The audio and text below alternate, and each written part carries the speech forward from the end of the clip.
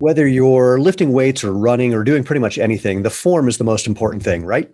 What if that is completely wrong? What if form is perhaps the least important thing? Well, I don't know. We're going to talk about that and take a look at that in today's episode of the Movement, the podcast for people who want to know the truth about what it takes to have a happy, healthy, strong body, usually starting feet first, because those things are your foundation. We're going to break down the propaganda, the mythology, sometimes the outright lies that you've been told about what it takes to run or walk or hike or do yoga or CrossFit or just to even hang out with friends sometimes, and do that enjoyably and effectively and efficiently. And did I mention enjoyably? Trick question. I know I did. Because look, if you're not having fun, do something different until you are. Why waste your time otherwise? I'm Stephen Sashen from ZeroShoes.com, your host of the Movement podcast. And we call it that because we are creating a movement. I'll talk about how you do that. It doesn't take any time, effort, or money. About natural movement. We're helping people rediscover that natural movement, doing what your body's supposed to do, what it's built to do, is like the obvious, healthy, best choice, the way we currently think of natural food. The movement part that involves you, it's really simple. Go to our website, www.jointhemovementmovement.com. You'll find all the ways that you can interact with us, all the previous episodes of the podcast, where you can find the podcast, where you can find us online on Instagram and Facebook and YouTube, et cetera, et cetera. All you have to do is spread the word. Just share it if you find this interesting. In short, if you want to be part of the tribe, please subscribe. You know how it works. Give us a thumbs up or a like, et cetera, et cetera. I'm not going to bore you with the details. So let's jump in with someone who's going to talk about why form is not what you think it is. Justin, first of all, hello. And secondly, tell people who you are and what you're doing here. Hi there. Well, thanks for having me on here. I'm super excited. My name is Justin Meisner. I am a fitness coach. I tend to say sports performance and joint mobility expert. And we're going to talk a bit about form and how the body works and why form isn't necessarily the thing we should be focusing on as much as we do sometimes. Well, before we even get there, backing up to the way you introduced yourself, what was joint mobility and what was the other thing that you're an expert in? I said movement. I say it a few different ways each time. So it depends on the iteration that I went with. Yeah, I have that same problem. Someone says, can you repeat that? I go, no, I have no idea what I just said. Yeah. It came out of my head and it was gone. So, well, then let's just, before we can kind of get past that, because whatever you said in there is what's leading us to the question at hand, which is form important? And if not, why? Yeah, so it is, we should put that in a little like preface or parentheses, right? It is important. No, you have to start with the no, it's not part. Okay.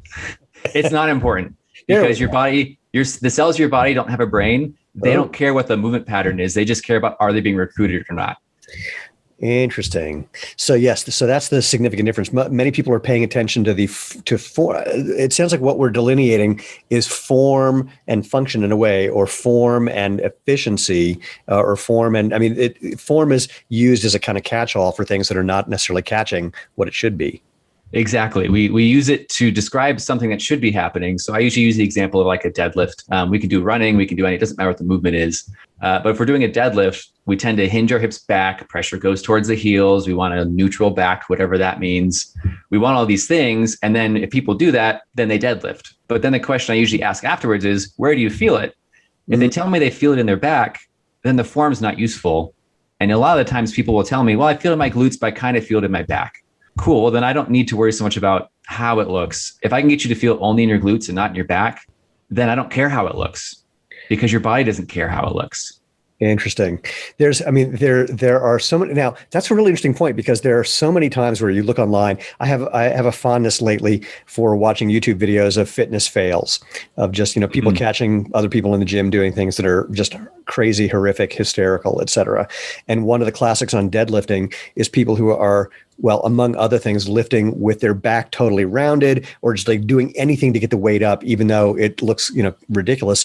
In that situation, if they were asked how it feels, it would echo the fact that their form was completely crap. But there are sometimes where it can look good, but people are still doing something a little off. Exactly. And I think that's something that the fitness world doesn't really talk about much because I don't think they think about it much. We get really focused on, if you like take a training certification course, you're going to be told, this is how a squat looks. This is how deadlift looks. This is how running looks. This is how posture looks, which is all well and good if our body was completely linear, but it's not, it's dynamic. So the movement patterns we have are always going to deviate every single time we move. There was a study done, I don't remember how long ago this is, by Nikolai Bernstein. I don't know if you're familiar with his work on the blacksmith. No. Essentially, it was a study done showing that every time the blacksmith swung the hammer, the movement pattern of that hammer and that arm was different every single time. Generally the same, but the way the motor units are recruited, it's different every time. And that's what we call kind of these degrees of freedom in a movement pattern. So when someone deadlifts, even if they do it 3,000 times, they're all kind of different every single time. The execution's the same. So that's where we can kind of play with that balance of, does the form matter? Probably to some extent, but in a lot of ways, the way I deadlift a barbell or the way I would pick up maybe a moving box, they're different things. I'm going to pick them up differently, but I'm still going to use the same recruited muscles, if that makes sense. It does. So, well, ideally, you're going to use the same recruited muscles. I mean, if things deviate too much, that's when things get out of whack and you're starting to feel it in your upper back or your lower back when you should be feeling it in your glutes or hamstrings. How does this play out in sort of the real world for people? What would they, I mean, we can talk about lifting, we can talk about running, we can go whichever direction you like, but where do people start if they're just aware of this idea, what's the next thing for them to pay attention to? So I always start with your joints, because if we don't have joints that do their job well, then I can't use them well. And so I usually will start when I work with people, I assess their joints and we kind of go through an assessment of the shoulder, their hip, and their spine. We can go through all of their joints, but it takes a long time. And most of the time, if I go through those 3 big ticket joints, I kind of have a good idea of what's going on. So when someone... Yeah. So what do you actually, so for that assessment, what are you having people do? You know, for people who are listening or watching, they're immediately thinking, okay, how can I check and see if I'm doing something out of whack or in whack, which is not a phrase until we just made it up. Right. It is now. Yeah. So like the shoulder and hips are both ball and socket joints. And if that is a new term for people, it just means that it's got a ball on one end and there's a socket on the other end. And it technically has 360 degrees of rotation capabilities, technically. So when I look at a shoulder, I want to see how well does it rotate, because primarily speaking, that's what a ball and socket does. Our elbows and our knees, those are hinge joints. So I want to see how well they hinge. For most people's shoulders and hips, they're often really tight. So they almost don't rotate at all. So by definition in my book, then they don't own a hip or a shoulder. And so if I have a hard time holding my arm out and rotating it down with the elbow bent, and I feel tension in my shoulder, it probably means my shoulder has some rotational issues. And if it has rotational issues, then it's going to have some issues that'll compromise any of its movement patterns because it doesn't do its first thing well. And so, so that's a great example. So for people who are listening, what you just did to demonstrate is, let's start by putting your arm straight out to the side at shoulder height, and then bend your elbow so you got an L shape, if you will, or it might be something else depending on if you're looking in the mirror or not. So your hand is up, elbows at a 90-degree angle, and then you just rotated your shoulder down. Now, for me, I know that if I do it with my left arm, no problem. My right arm, the one I had surgery on, whole different story. Sure. So that's definitely telling, and that shows up in my scapula as well for how that does or doesn't move, which I can feel right now as I'm playing with that. Something I've been working on, just 30 years ever since I stopped being a gymnast. So that's giving you some information about what. Or let me ask it as a different question. When you get that kind of information, what do you do with it next? So I get excited about this stuff because I always look for the tiny details, because ultimately the tiny details are probably going to be the things that make or break the difference. Because ultimately, if someone has shoulder pain or if they've had surgery, I could just go and say, okay, well, I have exercise routine B or routine A for this type of thing. But most of the time, what people are experiencing is going to be felt differently because the bodies are different and you're experiencing things in a different way. So once I have that information, okay, the shoulder's really tight, or let's say one shoulder's really loose, one's really tight. Then I need to figure out why it's tight or what's going on in the shoulder. Is it just tight because they're not using it? Is it tight because it has had surgery? Is it tight because some other neurological thing is going on? And then from there, I create a program based around increasing the range of motion and the mobility in that joint so that it has more of what it should have. So it's a shoulder again, essentially. Yeah. So we're analyzing these joints. We're seeing where the movement patterns that should be there are not there. We're finding some way of starting to, actually, let's start with that. So you find something that's a little locked up. Obviously, in my mind, there's 2 ways that could be happening. One is something that isn't flexible enough. The other is something that is either not strong enough or is too strong. Did I miss any? So I would also say there could be something neurological going on. Ooh. So not even the muscle system, but your nervous system could be at play too, as well as your structural bone system as well. Interesting. Talk about the neurological one. That sounds fun. So that's the one that gets really interesting because your nervous system is essentially, I always joke that it's its own person inside you. It's making sure that you don't do anything too stupid. Right. Ultimately, you still can do dumb things. We do that all the time. But if you try and do the splits right now and you've never done the splits, you're going to stop at a certain point. not because the muscles physically can't, but because you have basically these checks and balances that know if you go further, the tissue can't handle that load and you'll get injured. This is kind of the way our nervous system checks and balances those positions. If you're looking at it from an anatomy perspective, your Golgi tendon organs, muscle spindles, they're kind of responsible for watching the pull and stretch of tissue. Right. But when I see that someone can't move, but I'm not feeling the blockage in the tissue, which is kind of a hard thing to explain as well, usually means that I can passively bend their arm further than they can move it. Right. That means I know they have some flexibility. They can't move further. So then it's either strength. They need to be stronger to move into that space. Right. Or their nervous system doesn't trust them in this space to move into it. So, well, where I was going to go. So why might it be that someone's nervous system learns, and I'm putting air quotes around that because it's a weird phrase to say. Why would it be that someone's nervous system learns that there's a movement that they couldn't or shouldn't do? Most of the time it's because they've done it before and they've been hurt before. And so it's protection against the thing. So surgery, sprains, breaks, those kinds of things. We tend to always have a little bit of that security blanket around a movement after we've if you've had surgery on your knee or your shoulder, there's been that momentary space right afterwards where the movement's really sensitive. You're very, very, very aware of it. And over time, it sort of goes away. But we also need to spend some time trying to go back into normal movement patterns with it so that we can encourage the nervous system to handle that space again and ultimately be better at that space so that if it was like a sprain, we just don't get sprained the next time. Right. So one of the things you're talking about, all the neurological stuff, reminds me of things that I did with a guy named Tom Hanna, who wrote a book called Somatics. And he was the guy who brought Moshe Feldenkrais over to America about 40 something years ago, where they do some really interesting things where they have you do these movements that basically fake your brain out, like you don't think you can do them. And there's ways that it's like, I can't describe all of them, but I'll use an example. Someone who had a quote frozen shoulder and they couldn't lift it above their head, and he had them move in some position and asked them to move their arm. And because it was such an unusual position that their whole body was in, they were able to move their arm with full range of motion. And then he had them stand up and recognize that they had done that. And literally it's like, how did I do that? Was their expression. And once they realized it was possible, everything else started to shift from there. Yeah. The experience I have with people is their emotions usually can come out too. So I'll be assessing someone's shoulder and we're going into space that I know they can handle, but they don't think they can handle. Their nervous system doesn't think they can handle. And they start to get anxious. They get a little panicky. I've had people start to emotionally, some really weird things can happen. That's a really small population of people. Exactly. Yeah. I mean, it is interesting because sometimes we, I think, unconsciously become so identified with certain movement patterns that if you discover there's some whole new way you can move, it can either be really exciting or really terrifying. And some people, are more attached to that identity than to the freedom that they just discovered, that they'd rather go back to that familiar identity thing. I think there's so much movement that's locked in with identity that I don't know if people talk about that a lot. I think of it as the fact that we can identify someone from 100 yards away by how they're walking. They take 2 steps and we know who it is. Yeah. That's crazy if you think about it. Yeah, it's interesting how much we put quirk into movement is usually what I tell people. So when I do running clinics, I always tell people, I'm going to teach you things that are going to help improve your run. But ultimately, the way you run is the way you run. We just want to see these traits in that run so that it is efficient and it's safe and it's good.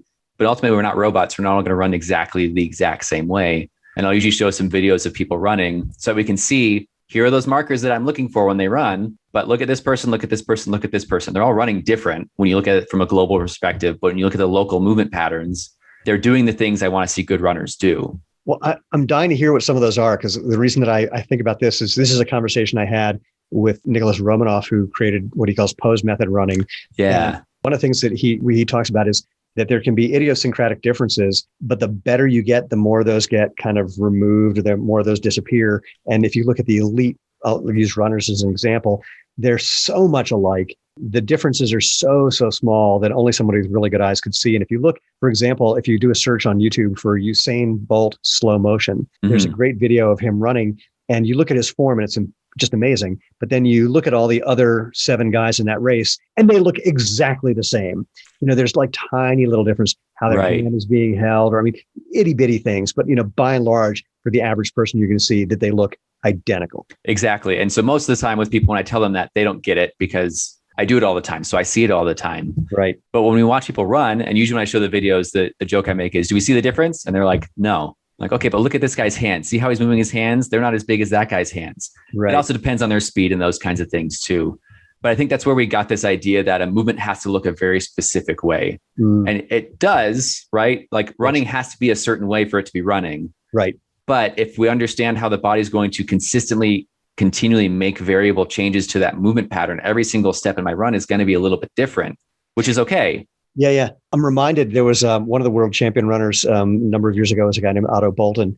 And Otto, he says it was from playing soccer as a kid. His right foot turned out like over 45 degrees. He was a world champion. And people would say, oh, if he would just straighten out his foot. It's like, no. That's how he runs. Other than the fact that his foot was turned out, everything else, again, looked identical to the other 7 guys in the race. Right. And your body's great at finding the path of least resistance. So that can sometimes be to our benefit or to our detriment, right? So when people get really bad posture and they get back pain and those things, that's when we have path of least resistance has become the bad path to follow. And then we're trying to recorrect the path of least resistance back to what it should be. So the natural path of resistance is the right one. That's interesting. Well, let's talk about that from a context of running, because I know there are a lot of people who listen to this who run. So what are some of those, let's call them common factors, that are the things that you want to see and some of the things that are deviations from that? Sure. I mean, I think of it like really basic mechanics. If you were to stand up on your feet and stand on one foot, what's a natural thing that's going to happen? You're going to shift your weight to that foot, right? Your head's going to shift over that foot. And a lot of people, when they run, they try and keep their head dead center of their body, which then your running is all about your legs. And I find that running is all about your whole body. It's a body movement, right? It's expressed through the legs, but my whole body's participating in the movement.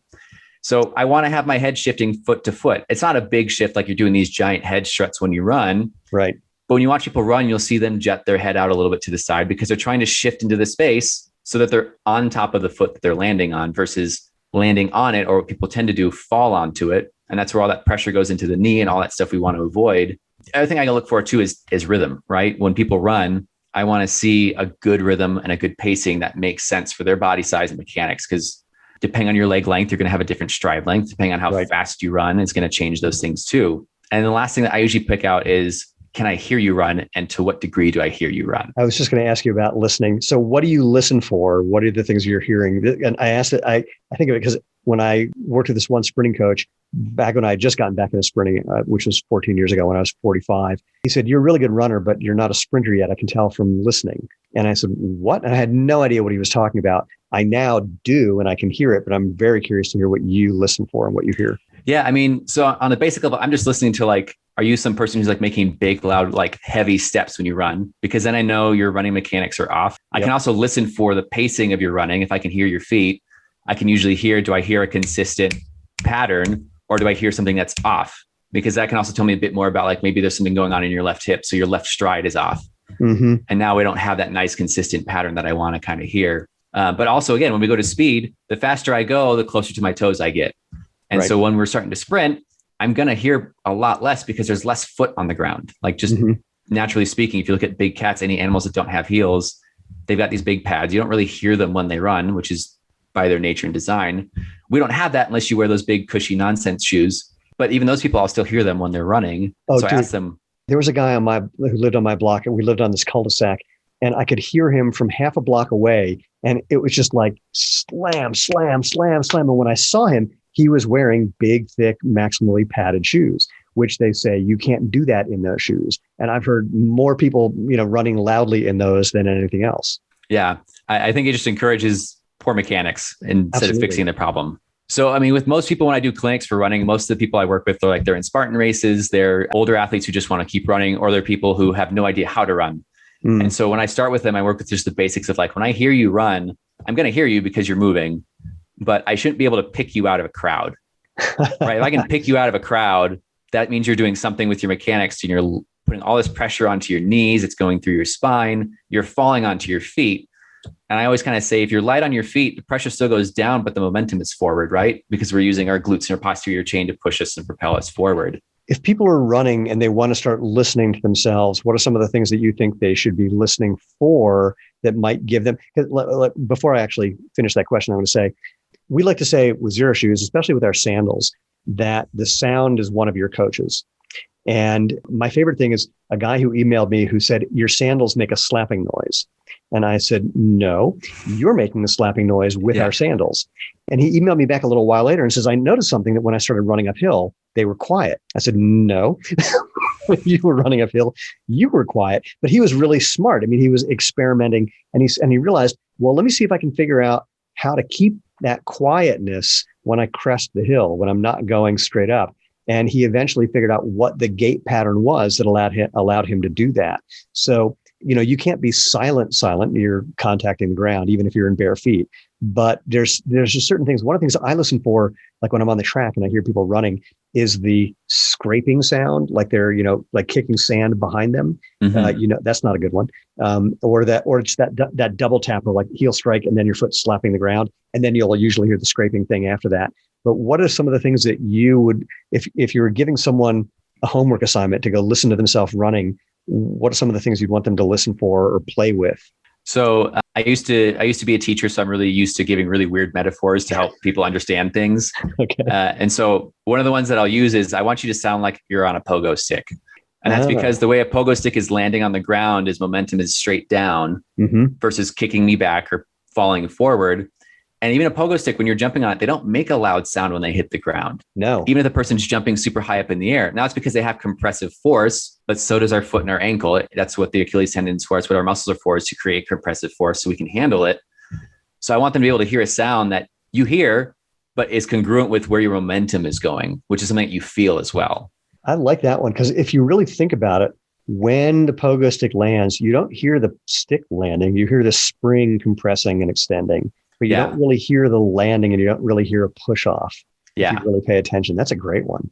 So if someone now, and this is the thing that I'm also curious, I've noticed that some people are just better at playing with different movement patterns. So if they go home, they go for a run and they don't feel that or hear that kind of pogo stick-ish sound that's not the spring compressing, because that would be crazy if you did hear that. Yes. Some people are better at experimenting with different movement patterns to play with those. Do you have any advice for what to do if you hear something that doesn't sound as sort of crisp and clean as that pogo stick? Yeah, I mean, I would start looking at things like how much gait you're using when you run. I think people tend to try and make bigger strides than they can handle. And so because they're sticking their leg out super far, their torso is not over their leg when they land that foot on the ground, and then they fall towards the leg. And really, to get that pogo stick sound, my momentum needs to be over it as I'm landing on it.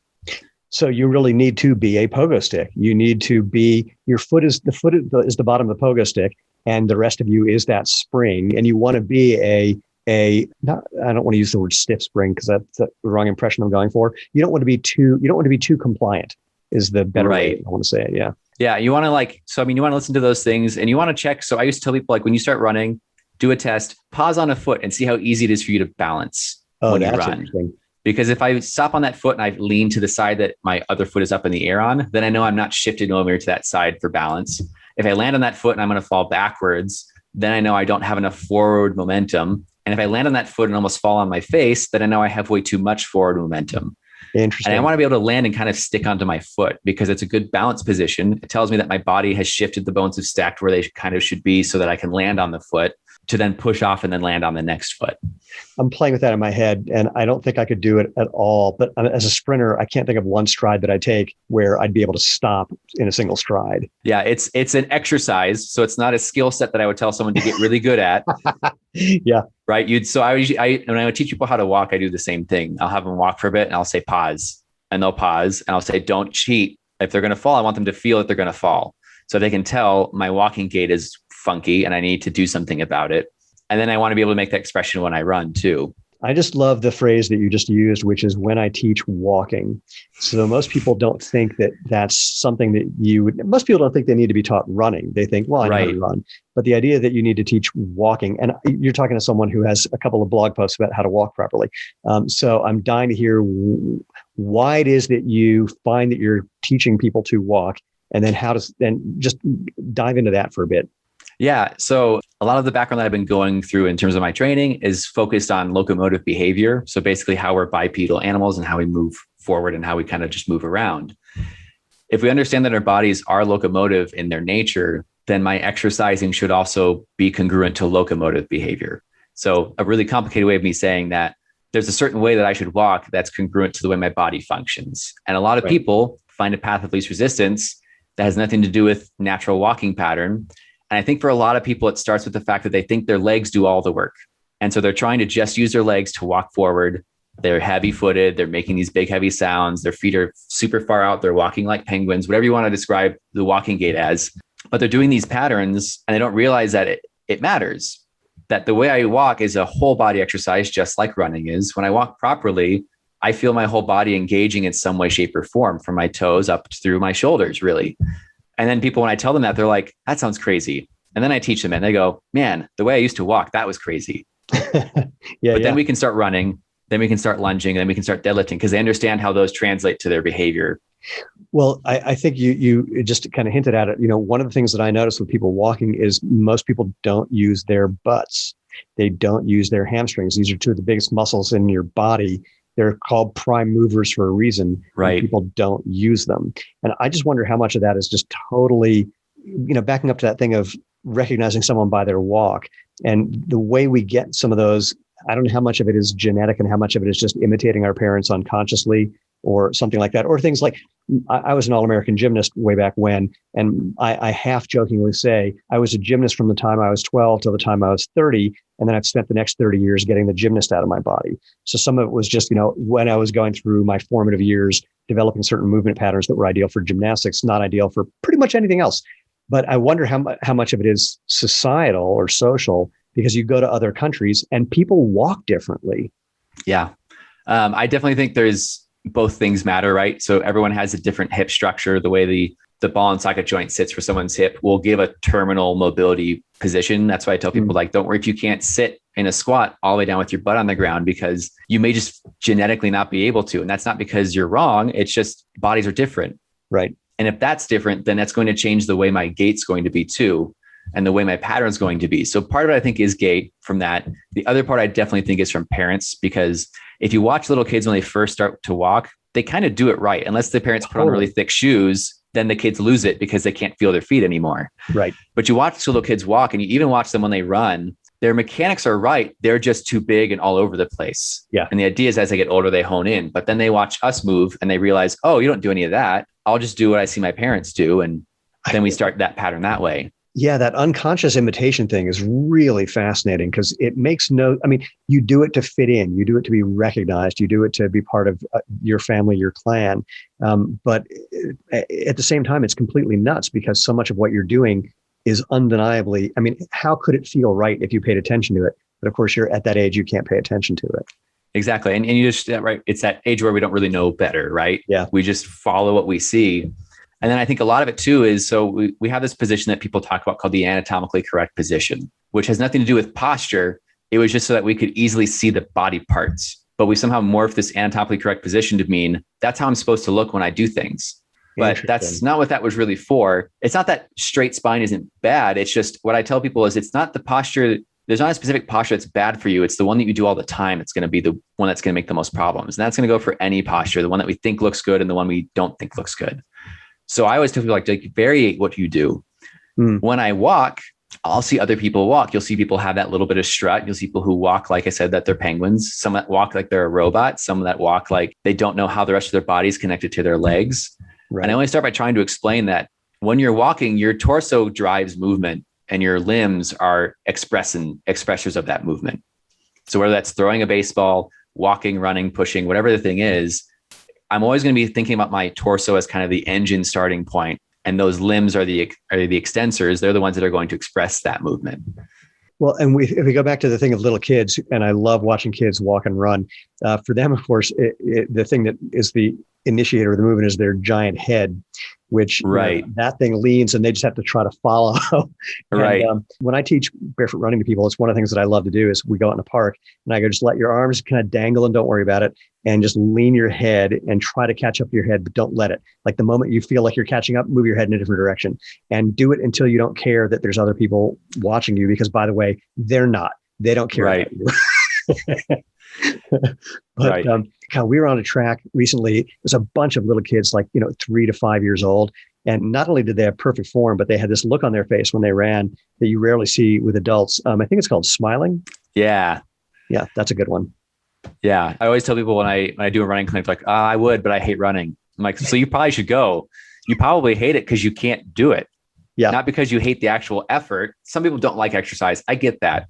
But most people that I have when they learn to run or do these things properly, they're like, oh, well, that's not so bad. Or when I run downhill, my knee doesn't hurt. Well, yeah, because you're not abusing it. You're actually just using it. So now the physical feeling is good. So the emotional feeling is good. Yeah, yeah. So we gave some ideas for people what to pay attention to when they're running. Can you think of anything for people to pay attention to when they're walking? I mean, I would kind of use some of the same things. I don't want my foot to just fall onto the ground. But I also tell people, like, think about what you're doing. Like, are you sticking your leg all the way out in front, letting it land on the ground, and then letting your body shift to the foot on the ground? Or are you landing your foot on the ground as your body is over that foot on the ground? And I always say, if you want to see how well people walk, watch them walk on a sidewalk they don't know has ice on it. Because yeah, that's good. The person that's going to stay mostly balanced is probably the person who's landing on their foot properly. The one who comically slings their feet up into the air and lands on their back is probably the person who stuck their foot out and then tried to put pressure on it. But the pressure isn't down. It's now at an angle, which is going to, of course, not be so great on a smooth surface like ice. Or if they slip and fall towards their face, I know I put too much forward. Right. And I'm pulling myself back. There's a thing that I found myself doing recently, watching the Olympic trials. I don't know when this conversation is going to air, but I hope people get the opportunity to watch the Olympics, just to watch how people walk, like before and after every event in different sports.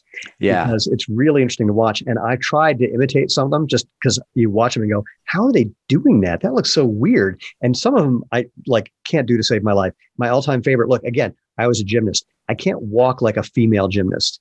There's a thing they do that I can't even describe it. It's just such an unusual way of moving. And then if you look at some of the power lifters, again, like I have no idea how they're moving the way they are.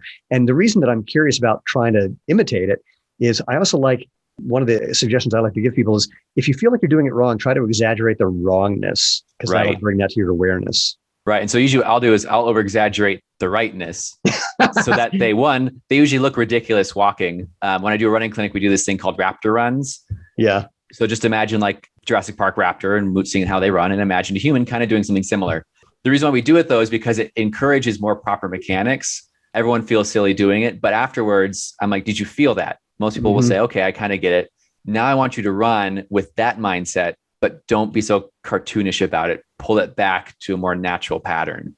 Oh, I like it. And we'll do the same thing when we walk. Usually have them hold like a PVC pipe or something so they can feel this kind of shift through their torso as they're moving. And I'll have them do it really big. And I say, I want you to make it so big that you can feel your weight is fully on your left foot and then fully leaves and goes to your right foot. And I want you to feel like that the steps themselves weren't an effort to move forward. They just kind of moved forward. Mm-hmm. Because then when I can feel that, just like you were describing with the frozen shoulder, if I can help someone feel it, then I know they can handle it on their own. And sometimes we have to do things that show them that they can handle it, and then they can go and handle it out fine. I love it. Are there any other sort of like key movement patterns? And we've talked about sort of the hinging thing with deadlifting. We've talked about running. We've talked about walking. Is there anything else that we want to touch on that you notice in people that's kind of a biggie? I mean, those are three big ones. Yeah. I mean, I just try and think about what is popular in the exercise world right now. And what's kind of turning the popular thing is what we call like the functional, quote unquote, exercises, because they're, I guess, different somehow. I love that you put air quotes around functional, because I can't think of anything that's less functional than some of those movements, the way they were done. I was on a panel discussion, actually.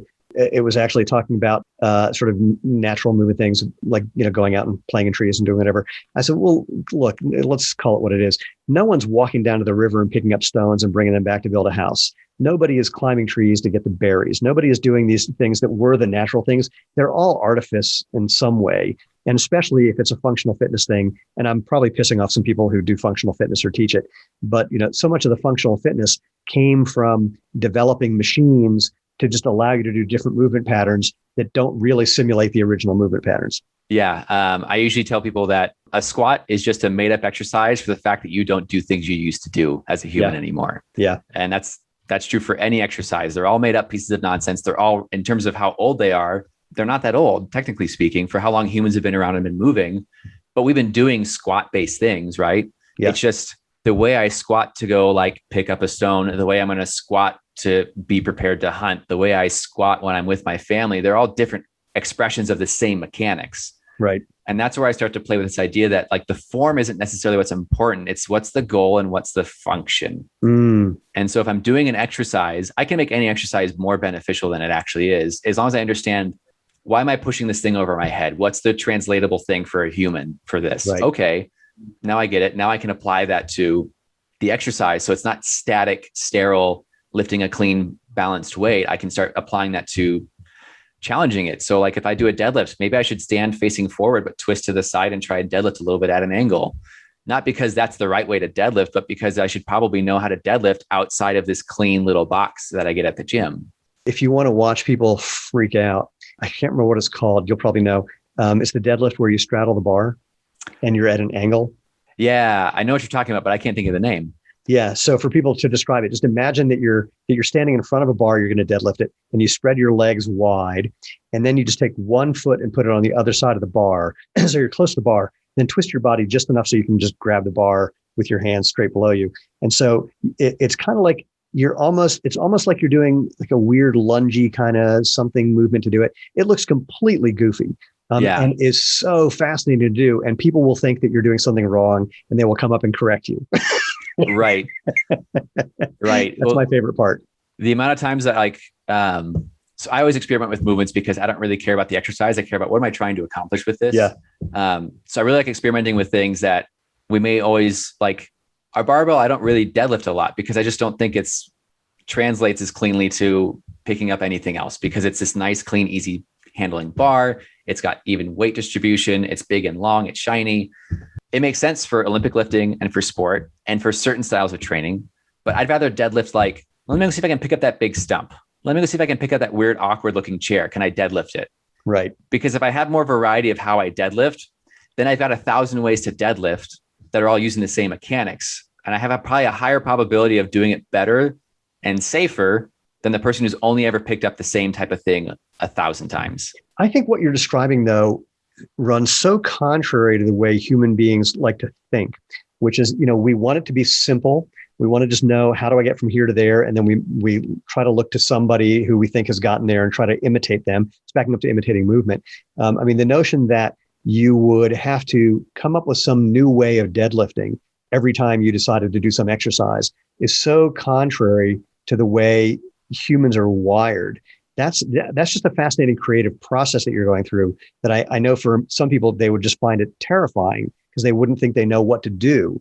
But I also imagine that after trying it for a little while, it could get very exciting because you have more ranges of motion, more degrees of freedom, more things to play with and try. Yeah. And ultimately what I tell people is at the beginning, it is a little bit like you have to start taking those baby steps to trust your body. Mm-hmm. It's more about what I feel. And that's the thing that I'm trying to get better at coaching people when I work with clients and athletes and whoever I'm working with, that I want you to be able to see what something looks like, but I want you to be able to feel what you're supposed to feel. Because if you can feel it, the intent behind it is the important thing. So mm-hmm. ultimately, I can deadlift a thing a million different ways. I just need to make sure that I always use my glutes and my hamstrings. The rest of it just doesn't matter as long as I still use that part of my chain. Right. And then when we get there, it's a lot easier for the person to realize, okay, so if I want to lift up a log press, I know how to deadlift it because it's different than a barbell, but I'm still using the same muscles. So I just need to know how I can feel those when I lift it. And then I can go and do the same with a box. I can do the same with a table. I can do the same with a person. It doesn't matter as long as I understand that chain really well. I wonder, it made me think of if I was going to turn that into a workout, I would take a bar and put, because you need to have something to give you some bit of resistance, but the barest amount that I could think of. And then literally just often probably having to go in slow motion to see what it's like to lift that relatively lightweight thing, just enough to give you a little feedback in as many different ways as I can, just to see what it's like and see which ones I do like and which ones I don't like. And I would be especially curious about the ones that I don't like. Yeah, it's interesting to do that because your body's always at full expression. If you're doing a heavy deadlift, you're going to be using your core, you're going to be using your lats, you're going to be using your whole body to lift this thing, right? So it's not just your chain, it's just those are in support of the primary movers of that exercise. So as you go and let's say maybe twist a little bit to your right to do your deadlift, things that'll change. Well, I'm more to my right side. That probably means I'm going to use more of my right side. So I'm going to probably feel more of my right glute. I'm going to probably feel more of my right lat. I'm going to feel more of my right shoulder to support the weight as I lift it up in this position. And then I might say, okay, I might pick it up in my right side. Can I go to my left and can I put it down on my left side? Mm. And then do the same on the other way, or stagger the feet? Or can I be, what kind of position can I put myself in? That's not like a yoga crazy position, but like, Right. I want to be in some realm of like, safety, and I don't want to tell people to go out there and start, scaring the world with exercises. But I think we shouldn't be afraid to see a movement that we don't understand. And rather than say, well, that's just bad for your back, I usually tell them, well, it's maybe bad for your back, but my back's fine when I do it. But I understand why people feel that way when they see it. One of the things that's related to this, I just popped into my head from a conversation I had recently, is that there's these things that people have done to make adaptations based on their own physiology, their own morphology, that have become, I can't think of the word. I'll just do the example and hopefully you'll think of the word. I've talked to a bunch of people who are going to CrossFit, or they're going to certain gyms where they're doing certain kinds of powerlifting moves or Olympic lifting moves, and they think that they need to be wearing lifting shoes. And I say, why? And they go, well, they have a hard sole. It's like, wooden sole. I said, so it's the floor. They go, yeah. So it's the floor, but it's elevating your heel. Yeah. Well, why do you think someone came up with that? And they're like, I don't know. So, well, it's pretty easy. Their femur was probably long, so they had a hard time squatting with their foot flat on the ground. So they took the floor and changed the angle of the floor. And now everyone thinks they need to wear lifting shoes because that's what, that guy did. So again, I don't know what the word is when that gets, when it becomes common wisdom or whatever that is. But again, I see so many of these things that are clearly somebody came up with some way of doing something for them, and now everyone just copies it. Exactly. I mean, it's like with diet nutrition, right? Someone did a diet and it worked for them. So now everyone thinks it works for everybody, and it doesn't. And the same is true for those kinds of things. So I always tell people that it's not that a shoe with a cushion on it is 100% the wrong thing, but the intent behind why it was created in the first place is completely lost. And the reason for it, I think, has been outproven with the function of the foot, right? Oh, wait, it's even better. I'm betting you actually don't know why shoes have big, thick, padded, elevated heels. Tell me why you think it is. So again, what I think, it's because people are running heel toe. They're hurting their knees and their shin splints. They put a big cushion on the heel. Yeah. Solves the problem. Yeah. It's even better than that. Ready? So this is back in the day, Bill Bowerman at Nike was getting all these runners who were getting Achilles tendonitis. And he was sharing an office with some sports podiatrists. They might have been orthopedic podiatrists. I never remember which is which. And he said, what do you recommend? And they said, well, clearly, these runners, they have been wearing higher heeled dress shoes. So their Achilles have shortened. So they need a higher heeled running shoe to accommodate that. And that's when they came up with the wedged heel. Cut to 30 years later, when one of these doctors was at a track meet with a friend of mine. And my friend says, this idea that you guys came up with, the big wedged heel, has become ubiquitous. It's in every athletic shoe ever made since this idea took off when Nike did it, because it was unusual and different, not because it was necessarily better. He said, what do you think about that? And this doctor said, biggest mistake we ever made. He said, we had no evidence for this Achilles shortening idea. We were seeing everything through a prosthetic kneading lens. And that was just what we came up with, what we really didn't know. And we see what the effect has been now. And biggest mistake we ever made. Yeah, it's fascinating. Who knew? Right? Yeah. And not surprisingly, Nike doesn't like it when they talk to people. Right. Weird, right? I have one friend who used to work for Nike. He commented about something in an article about a Nike product. He hasn't worked for them for quite a long time. And he still got a call from their lawyer saying, yes, we know that we are not contractually obligated to do anything with or without our company. But if you say another word, we're going to sue the living crap out of you. It's like, wow. Shocker. I'm paraphrasing only slightly. Right. So anyway, in the last couple of minutes that we have, this has been totally fascinating. I just love the basic idea that we've really taken a deep dive into, of just using your attention and awareness to pay attention to the different ways you're moving because of the reasons that you're doing it, more than for, the specific, even necessarily the specific outcome that you're thinking of, getting stronger, or getting faster, or getting whatever. But, breaking it down in a way to really figure out what the optimal way of exploring that movement is. I just think that's totally interesting. And look, admittedly, lately, post-COVID, or what seems to be post-COVID, as I've been getting back on the track and doing my running, I've been really experimenting with what are the things that I want to do to get stronger in the ways that I know I need to get stronger as I'm becoming older, and that's fading away slightly. And it's really given me a lot to think about for the stuff that I want to do and like doing. Even with machines, I saw this one exercise. There's a guy on a Roman chair, which for people who don't know, it's just basically a 45-degree angle thing that you lean against and you can bend your hips. But he did something on a Roman chair I've never seen before. He spread his legs wide and turned his toes out. And it's like, it was a whole different movement than if you just have your toes pointing forward, legs close together.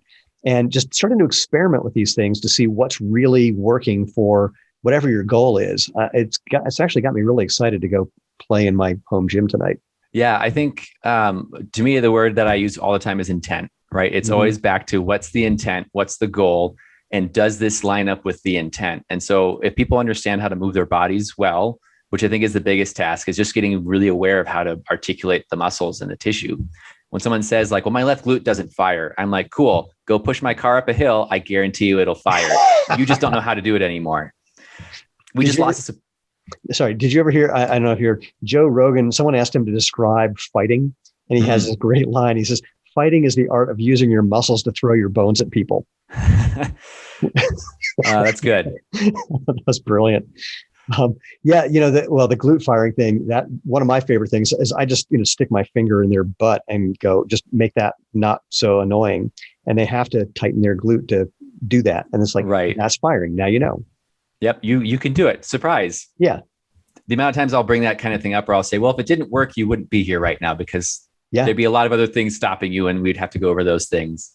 But to your point though, I mean, it is very doable to decondition something or to get used to not using it efficiently or effectively or as fully as possible. Like when I'm working with people about walking, backing up to that one, I'll have them have one foot on the ground, lift the other foot just like a half an inch off the ground, and say, now just move, don't do anything with the leg that's off the ground, and move forward. And basically they push their grounded leg back like they're skaters. And I go, yeah, you can only do that by using your glutes. Yeah. And they go, oh. And if you just repeat that one leg to the other, you'll look like Frankenstein's monster for a few minutes. And then you just even it out, and suddenly you're using your legs correctly. Right. Well, and even to that, like the way we push things away from us is with the front of our body. So a push-up uses pecs, biceps, that sort of thing. If I want to pull things to me, I use the backside of my body, which is the same thing for my legs. If I want to push, quads. If I want to walk, run, move in a forward momentum, it's the backside of my body that does the work. Yeah. Oh, that's great. When we understand that, then it's like, again, if I understand what my muscles do, we don't need to have these PhDs as normal people to understand the body. But if I understand the task and what my muscles are for, then I know, okay, if I'm going to lift up this box and put it up higher, okay, well, lifting it's using my legs, getting up over there is going to use my shoulders, my back, and my core. And then I just know, okay, well, I know how to use those. So I'll just go lift up the box. And that's what we kind of do with walking. We get to the point where it's like, well, now you know, just go walk. Right. I love it. So if people want to, this has been super, super fun. If people want to find out more about this, to dive into this, I don't know why I've used the phrase dive into 500 times in this chat, but it's the one I'm using today, apparently. If people want to find out more about what you're doing and take a deeper dive into it, how can they do that? So I live here in Idaho. I have a website, thewoadwarrior.com. Theroadwarrior.com. Woad Warrior, Whoa, WOAD. It's a Celtic term. My apologies. No worries. I was just doing it with the inverse of a weird list. So, and I knew it too, which I don't know why I said it wrong when I said it. So WOAD warrior.com. Yep. Or they can find me on Instagram, which is what I use a bit more these days, innate.strength. Very sweet. And when they go to either of those places, what will they find? My website, they'll find a guy who's focused on making you fight dragons, not literally, but I'm all about fitness for anything, so you can do anything. I think it's a sad state of affairs that you have to qualify that with not literally. Yeah. There are no literal dragons to be found on your website. Right. And on your Instagram? So my Instagram is where I do a lot of informational and educational stuff. So right now I've been focusing on tips for squats. So patterns that I want to see to make a squat better, but still focus on the idea that it's not about my form. It's about what's the task and can I make the task happen? Oh, I like it. Squatting is one I think that is so important and so misunderstood and so full of mythology and propaganda and fear and terror and all manner of things. It makes me smile. My dad, who was not physically active at all up until the time he died when he was in his 80s, the two things he was kind of most proud of, he could get his legs into a lotus position and he could squat. I'm not like, putting a barbell, just like, feet flat on the ground, Right. but touching the ground practically. And he was just so proud of that. And I enjoy thinking about that. Yeah, I think the squats, ultimately all exercise, I always joke, we're just picking stuff up and putting stuff back down. That's what most of what people do. So we don't need to overcomplicate this thing. Yeah. And when people squat, they're like, well, I want to do it right. And I'll usually jokingly say, then just do it right. Like, don't overthink it. Your body will probably want to do it right. Mm-hmm. It's you thinking about it that's going to make you do it wrong. Unless you've never thought about it, in which case then they have no mechanic motor unit recruitment to understand what they're going to do. But right. Then they just need to slow it down. And again, the awareness thing I think is so critical, because if you slow it down, if you feel like you don't know how to do it and you don't force yourself too much, slow it down, use a lightweight or no load at all, and just pay attention, you're developing that skill of being able to pay attention, that proprioceptive skill, which is so underused in our daily life. Yeah, I always tell people, if you really want to get good at an exercise, learn to do one rep over the course of 60 seconds, and you'll be the best at that exercise because you spent so much time in every tiny little aspect every of little it. movement. Yeah, you just gave me a flashback. I used to do 60-second pull-ups, and they're utterly miserable and wonderful at the exact same time. Yes. Yes, they're quite the experience. Yeah, there's like 3 different points where you find yourself going, what am I doing? And then you just keep going. Right. You're like, why did I start this? But now I can't stop. Exactly. This is a really horrible idea that I love. I've never thought to do that with certain exercises just because they seem like they'd be too terrifying. But that's only because I have this tendency, and maybe it's just a sprinter's tendency, to do, a little too much too soon just to try to prove a point, especially now that I'm 59. If I can't do stuff like a 39-year-old, it makes me very unhappy. I was looking at this workout from 1912 earlier, and it was saying only, elite competitive athletes can do this one. And I'm going, I got to do that. Right. That's you sold. Yeah. You talked me right into, I'm going to try that one. Not the one 2 stages earlier. That's probably what I should be doing, at least first, until I see if I can do the last one. But no, I just want to try that last one. Right. Yeah. In fact, that's actually been the hardest thing for me about getting older, is listening to those things in my head where it says, yeah, you can just do that, and just ignoring it, or taking that as a sprinter. I got good at knowing that when I have the thought, all right, I'll just do one more, that's my time to leave the track. But there's so many domains in my life where I don't have that skill yet to walk away. And hopefully I'll get smart. And honestly, this conversation has given me a lot to play with, where I can be smarter and still have that same kind of fun that I'm looking for by, doing the best I can. Yeah, I think you can definitely still explore movement. It just, as we age, it changes how the exploration is, right? And so it's exciting in the sense that it's new exploration, right? Because there's things you could do and now you can't. So now you get to find, well, what now can I do? Yes. Yeah. And that, look, I love squatting heavy weights. I love deadlifting heavy weights. I've also got a broken spine, and it's a bad idea. Finding the things to do instead that are similarly satisfying is actually a really interesting exploration. And I will confess, I bought one machine explicitly for that. It's a reverse hyperextension. And I love that machine because it gives me those things that I was looking for from squatting without having to, put my spine in a compromised position. Yeah, definitely. Yeah, I do enjoy fitness tools, because people always ask me, like, so do you never use like machines? Well, I don't own any, so they're expensive, right? So I don't use them. But can you use them for cool things? Definitely. Like, there's really cool things you can do with anything. Like, if you don't have stuff at home, like if you can't afford a home gym, great. I guarantee you can find a log somewhere. You can find a rock. Totally. You probably got boxes in your garage you need to clean out. Like, go do stuff, and you'll find things that'll be exercise. Yeah. Yeah. And by the way, post COVID, I think, I knew guys who owned stores selling fitness equipment, and they couldn't keep stuff in stock. I'm predicting in 6 months, there's going to be a deluge of stuff on Craigslist for pennies on the dollar. Yes. And then I will buy them. Exactly. You read my mind. So enjoy. Well, dude, this has been a total pleasure. I just want to thank you once again. I hope people do come and check out what you're doing, because there's obviously lots of ways that people can benefit, and keep me posted about that. And let me just sign off. For anything last before I do the sign off? No, as always, I always tell people, like, your body's capable of doing way more than you think it is. Just be ready to explore those things and not afraid to try new things. Brilliant. So for everyone else, thank you again.